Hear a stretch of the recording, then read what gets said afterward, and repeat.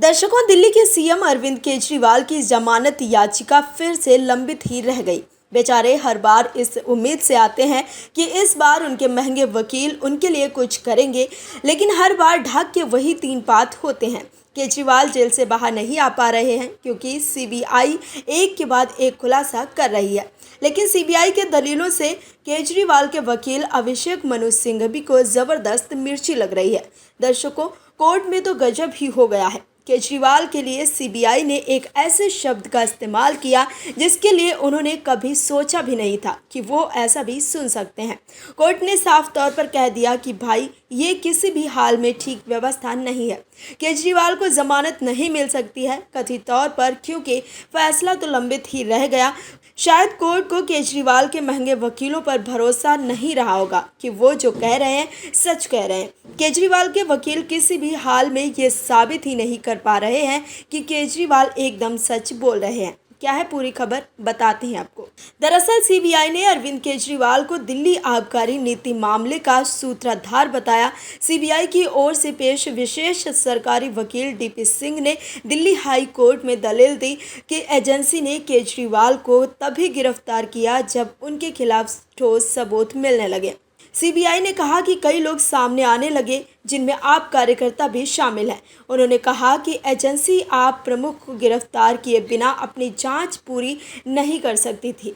वकील ने कहा कि सीबीआई के पास घोटाले में अरविंद केजरीवाल की प्रत्यक्ष संलिप्तता साबित करने वाले सबूत हैं। उन्होंने ये भी कहा कि चार्जशीट फाइल होने के बाद भी मुख्यमंत्री प्रत्यक्ष या अप्रत्यक्ष रूप से गवाहों को प्रभावित कर सकते हैं।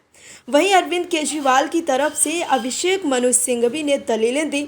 अभिषेक मनु सिंघवी ने कोर्ट में कहा कि दिल्ली के मुख्यमंत्री के खिलाफ शराब नीति में केंद्रीय जांच एजेंसी का मामला पूरी तरह असत्य है। सीबीआई ने सुनवाई के दौरान केजरीवाल के लिए सूत्रधार शब्द का भी इस्तेमाल किया, जिसके बाद अभिषेक मनु सिंघवी को मिर्ची लग गई। सीबीआई की सूत्रधार वाली टिप्पणी पर सिंघवी ने कहा कि सूत्रधार शब्द का इस्तेमाल किया गया है। सीबीआई कविता पढ़ रही है। पहली बार शराब नीति 4 सितंबर 2020 को बनाई गई। एक साल तक इसके लिए 9 एक्सपर्ट कमेटी बनाई गई थी, जिनमें 4 विभाग शामिल थे। एक साल बाद जुलाई 2021 में पहली बार पॉलिसी को पब्लिश किया गया।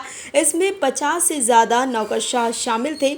उपराज्यपाल ने भी इस पर साइन किया था। शराब नीति पर उपराज्यपाल के साइन का जिक्र कर सिंघवी ने सीबीआई को उन्हें भी सह आरोपी बनाने का तर्क दिया।